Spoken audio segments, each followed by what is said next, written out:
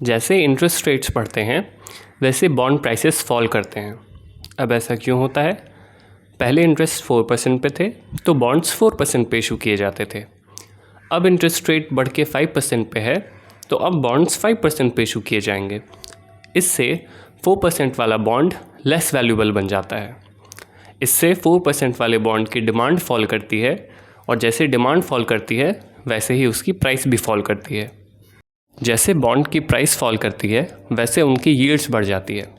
Yield simply एक bond में निवेश करने से रेट ऑफ रिटर्न कितना मिलेगा उसे कहते हैं। पहले जब इंटरेस्ट रेट्स 4% पे थे तो 100 रुपये लगाने पे आपको 4 रुपये का फ़ायदा मिलता था। अब यही बॉन्ड की प्राइस घट करके लेट्स से 95 पे आ गई है तो अब आपको 95 लगाने पे 9 रुपये का फ़ायदा मिलेगा। इसीलिए जब बॉन्ड की प्राइस घटती है तो उन पे रेट ऑफ रिटर्न बढ़ जाता है। अब हम इस थ्योरी को यूएस बॉन्ड यील्ड्स में अप्लाई करते हैं। अभी जैसे कि इंटरेस्ट रेट्स बढ़ाए जा रहे हैं तो यूएस की बॉन्ड प्राइसेस फॉल कर रही हैं। बॉन्ड प्राइसेस फॉल कर रही हैं तो उन पे यील्ड्स बढ़ रही हैं। इसीलिए आपने देखा होगा कि यूएस 10 ईयर G-Sec यील्ड अभी ऑल टाइम हाई यानी 3% के आसपास है। तो नेचुरली इन्वेस्टर्स उसके प्रति ज़्यादा अट्रैक्ट होंगे। अब अगर आपको यूएस की गवर्नमेंट सिक्योरिटीज़ में इन्वेस्ट करना है तो आप रुपए में या फिर येन में इन्वेस्ट नहीं कर सकते। आपको पहले अपने रुपए को डॉलर्स में कन्वर्ट करना पड़ेगा, तब आप उन डॉलर्स से यूएस बॉन्ड्स में इन्वेस्ट कर सकते हैं। इससे डॉलर्स की डिमांड बढ़ती है। अब डिमांड बढ़ती है तो डॉलर्स की वैल्यू भी बढ़ती है। इसीलिए कहा जाता है कि एक राइजिंग बॉन्ड यील्ड सिनेरियो में डॉलर स्ट्रेंथन होता है। अब अगर मैं कह रहा हूँ कि डॉलर स्ट्रेंथन होता है तो इसका ये भी तो मतलब है कि रिलेटिवली बाकी करेंसीज वीक बनती हैं, और जो कि हो भी रहा है।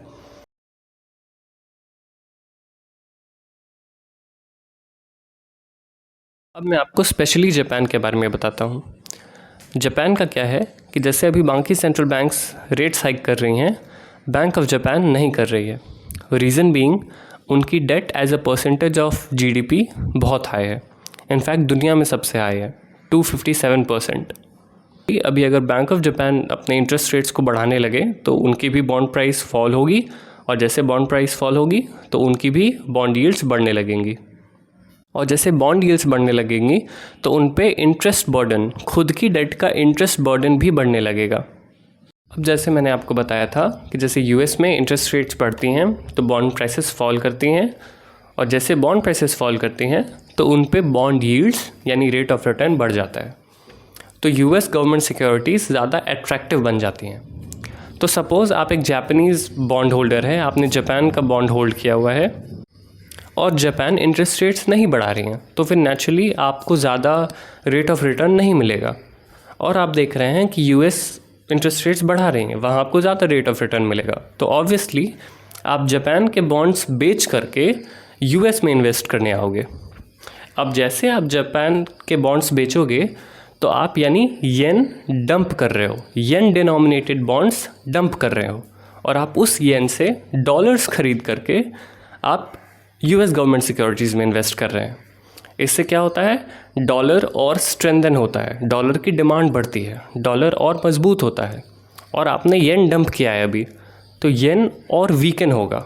इसलिए आपने न्यूज़ में भी देखा होगा कि जापान में बॉन्ड सेलिंग कार्नेज, एग्जैक्टली यही टर्म यूज़ हुआ था, बॉन्ड सेलिंग कार्नेज वहाँ पे चल रहा है। यानी सेलर हर कोई है, बायर सिर्फ एक है, bank of Japan. Bank of Japan ने अभी अनलिमिटेड बॉन्ड बाइंग की पॉलिसी अपनाई हुई है, और इतना सारा बॉन्ड परचेज़ करने के लिए आपको पैसा चाहिए। और पैसा कहाँ से आता है? प्रिंट करके। और अगर आप ज़्यादा पैसा प्रिंट करते हो तो उससे आपकी जो डोमेस्टिक करेंसी है उसकी वैल्यू और नीचे चले जाती है। येन अभी इसीलिए ऑलमोस्ट अ डेकेडल लो पे है। अब जापान कितने देर तक बॉन्ड यील्ड्स को लो रख पाएगा और बिना इंटरेस्ट रेट हाइक किए रह पाएगा, ये तो वक्त ही बताएगा। लेकिन मुझे लगता है ये वक्त बहुत जल्दी आएगा, क्योंकि इतना ज़्यादा करेंसी प्रिंट होने की वजह से उनकी इन्फ्लेशन भी बहुत तेज़ी से बढ़ रही है। आई होप आपको ये पूरा जापान का सिनेरियो समझ आया होगा।